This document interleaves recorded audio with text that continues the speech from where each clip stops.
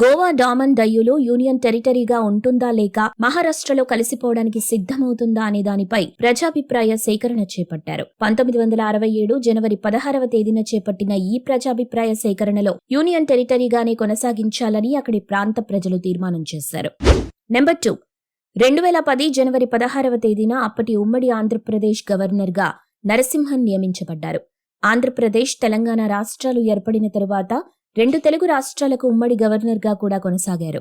2 రాష్ట్రాలకు గవర్నర్గా కొనసాగుతూ 2 రాష్ట్రాల వ్యవహారాల్ని సమీక్షించారు.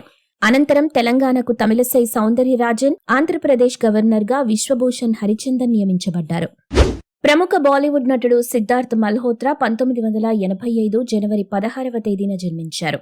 18వ ఏటే మోడల్ వృత్తిలోకి ప్రవేశించిన సిద్ధార్థ్ మల్హోత్రా ఆ తర్వాత 2010లో స్టార్ డైరెక్టర్ కరణ్ జోహర్ వద్ద సహాయ దర్శకునిగా చేరారు. 2012 సంవత్సరంలో స్టూడెంట్ ఆఫ్ ది ఇయర్ సినిమాతో హీరోగా రంగప్రవేశం చేశారు. మొదటి సినిమాతోనే ఫిల్మ్ఫేర్ అవార్డును సొంతం చేసుకున్నారు. తర్వాత వరుస సినిమా అవకాశాలు దక్కించుకొని బాలీవుడ్లో అంచెలంచెలుగా ఎదిగారు.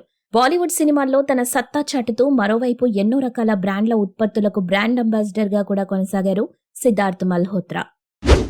నెంబర్ 4, కలియుగ భీముడిగా పిలిపించుకునే ప్రముఖ మల్లయుద్ధ వీరుడు కోడి రామ్మూర్తి 1938 జనవరి 16వ తేదీన మరణించారు. మల్ల మార్కాండ, కలియుగ భీముడు, ఇండియన్ హెర్కులస్ గా ప్రపంచ దేశాల్లో భారతదేశ కీర్తిని చాటి చెప్పిన సిక్కోలు ముద్దుబిడ్డ కోడి రామ్మూర్తి. 20 ఏళ్ల వయసులోనే గుండెల మీద 1.5 టన్ను బరువును మోసి చూపించేవారు.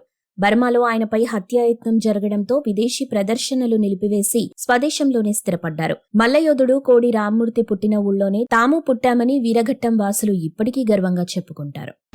నెంబర్ 5, 1942 జనవరి 16వ తేదీన భారత జాతీయ కాంగ్రెస్ లోకి కీలక పరిణామం చోటు చేసుకుంది.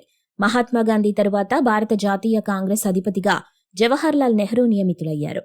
నెంబర్ 6, 1996 జనవరి 16న జైన్ హవాలా కేసులో చర్యలు మొదలయ్యాయి.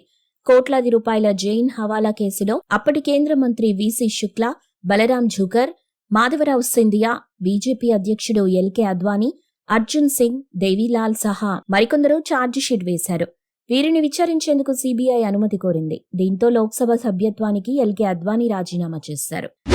నెంబర్ 7, 2005 జనవరి 16న అడ్రియానా ఎలిస్క్ అనే మహిళ 66 సంవత్సరాల వయసులో ఓ బిడ్డకు జన్మనిచ్చారు. అతి పెద్ద వయసులో బిడ్డకు జన్మనిచ్చిన తల్లిగా అడ్రియానా ప్రపంచ రికార్డు బద్దలు కొట్టారు.